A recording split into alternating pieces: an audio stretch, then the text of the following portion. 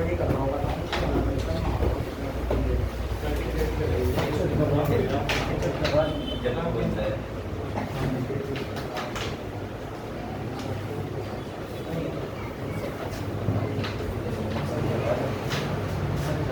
चलो भाई बात कर रहे हैं क्रिस्टल फील्ड थ्योरी के बारे में, दैट इज सीएफटी।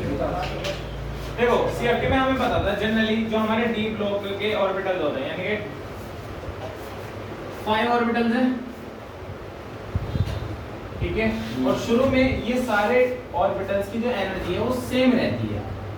शुरू में सभी ऑर्बिटल्स की एनर्जी सेम रहती है, ठीक है। इनको हम बोलते हैं डीजेनरेट ऑर्बिटल्स। क्या बोलते हैं? डीजेनरेट ऑर्बिटल्स, ठीक है। हम किसमें बात कर रहे हैं? ऑक्टाहेड्रल कॉम्प्लेक्सेस में बात कर रहे हैं। किसमें बात कर रहे हैं जी? ऑक्टाहेड्रल कॉम्प्लेक्सेस में, ठीक है। कल हमने बात करी थी कि जब हम इनके डिस्कशन करते हैं, देखो डी ऑर्बिटल में हमारे पास दो तरह के ऑर्बिटल्स हैं। एक तो होते हैं हमारे T2G ऑर्बिटल्स और एक होते हैं हमारे EG ऑर्बिटल्स। T2G ऑर्बिटल्स की बात करें तो dx y dy z और dx z, और EG ऑर्बिटल्स की बात करें तो dx2 y2 और dz2। जब हमने आपसे बात कर दी T2G ऑर्बिटल्स की, ठीक है, तो हमने साफ साफ कहा था कि जो T2G ऑर्बिटल्स होते हैं ये एक्सिस के बीच में लाई करते हैं, एक्सिस के बीच में। जैसे कि जब मैं बात करता हूं x और y की, जब मैं बात करता हूं x और y की, तो ये वाले ऑर्बिटल्स आपके यहां लाई करेंगे x और y में, ठीक है। जब मैं बात करता हूं dyz की, ये हो गया मेरा y, ये हो गया z, तो ये यहां लाई करेंगे, ठीक है। और जब मैंने बात करी dxz की, तो ये यहां लाई कर भैया, ठीक है। जैसे ये आपने बनाया भैया, जैसे मान लो आपने वर्टिकल साइन बनाया तो बीच में वो इंटरसेक्ट होती है, इंटरसेक्ट तो वो पॉइंट ओरिजिन पे होता है क्या ग्राफ के? हाँ, अच्छा। बेसिकली हमारे जो ऑर्बिटल्स है ये कहां लाई कर रहे हैं? एक्सिस के बीच में। इनकी ये बात थी। जब हम बात कर रहे हैं EG ऑर्बिटल्स की, EG ऑर्बिटल एक्सिस पर लाई करते हैं, एक्सिस पे होते हैं, x2 y2 तो यहां लाई कर गया, ठीक है। और अगला आता है हमारा dz2, लेट्स से हमारा ये z एक्सिस है, ठीक है, तो ये तो यहां लाई कर गया। एक और होगा जो अगर एक को यहां कंसीडर कर लो तो दूसरा कहां होगा? पीछे पीछे, ठीक है। तो ये कुछ इस तरीके से लाई करता है dz2। तो ये हमारे ऑर्बिटल्स का अरेंजमेंट था हमारे कोऑर्डिनेट सिस्टम में। आगे बात करते हैं, जब हमारे लिगेंड्स अप्रोच करेंगे, जब हमारे लिगेंड्स अप्रोच करते हैं, ठीक है, डिपेंड करता है कि आपका किस तरह का लिगेंड अप्रोच कर रहा है, ठीक है। जैसा भी लिगेंड अप्रोच करे, हमारे ऑर्बिटल्स दो तरीके से फिल होंगे। एक होंगे हमारे हाई एनर्जी ऑर्बिटल्स, ठीक है, और एक होंगे हमारे लो एनर्जी ऑर्बिटल्स, ठीक है। ऊपर होगा हमारा EG ऑर्बिटल, ऊपर होंगे EG ऑर्बिटल, नीचे की तरफ होंगे T2G ऑर्बिटल्स। किसमें बात करें? ऑक्टाहेड्रल कॉम्प्लेक्सेस में, ठीक है। पहले इनकी सेम एनर्जी थी तो डीजेनरेट थे, पर जो इनकमिंग लिगेंड है, जो इनकमिंग लिगेंड है, उसकी वजह से इनकी एनर्जी में चेंज आ जाता है, इसकी वजह से इनकी एनर्जी में चेंज हो जाता है। कुछ हाई एनर्जी हो जाते हैं, कुछ लो एनर्जी हो जाते हैं। इन दोनों ऑर्बिटल्स के बीच का जो एनर्जी गैप होता है उसको हम बोलते हैं क्रिस्टल फील्ड स्टेबलाइजेशन एनर्जी। इनके बीच के एनर्जी गैप को हम क्या बोल देते हैं? Crystal field stabilization energy. यहां तक कोई डाउट है?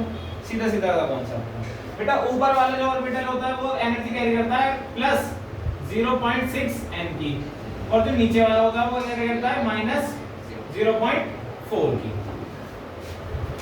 इसमें कोई प्रॉब्लम? सीधी सी बात है, ठीक है। बस इतना सा कॉन्सेप्ट था। अब अगर आपका एक स्ट्रॉन्ग फील्ड लिगेंड होगा तो पहले अपर ऑर्बिटल्स भर दिए जाएंगे, यानी कि EG, और अगर आपका एक वीक लिगेंड होगा तो आपके लोअर एनर्जी ऑर्बिटल्स भर दिए जाएंगे, ठीक है।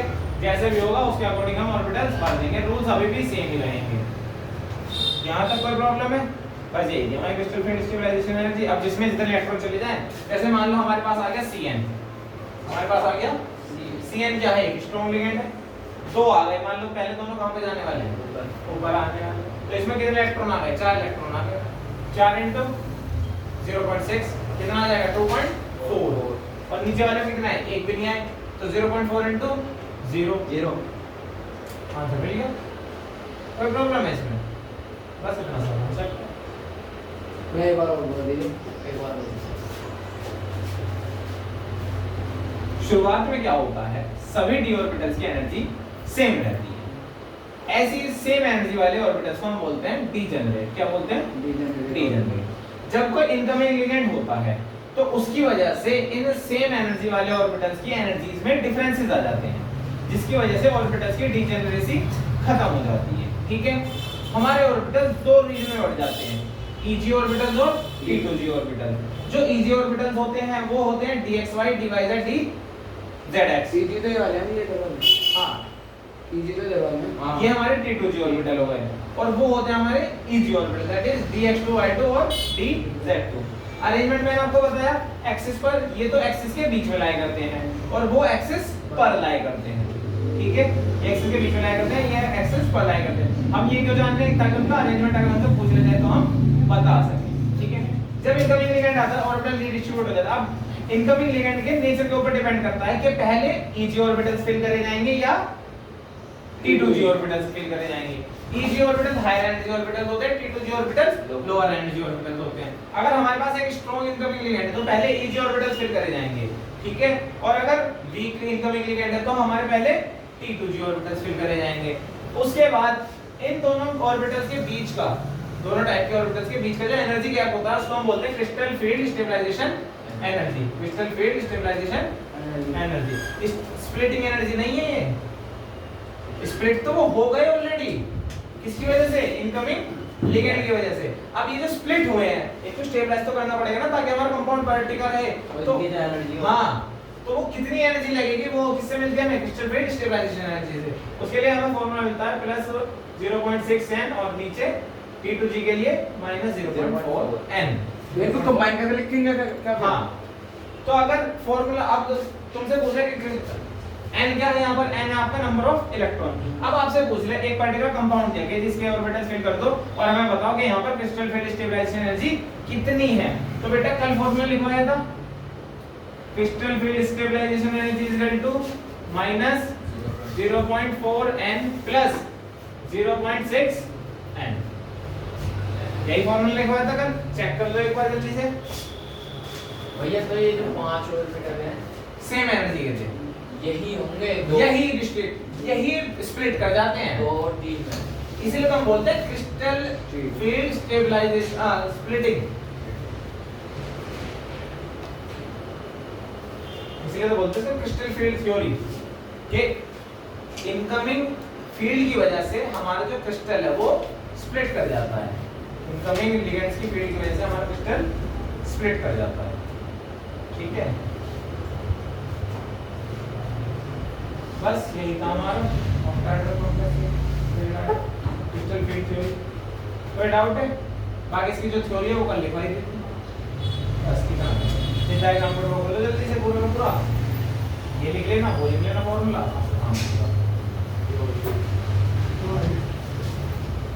ऑक्टाहेड्रल कंपाउंड के लिए होती है, राइट।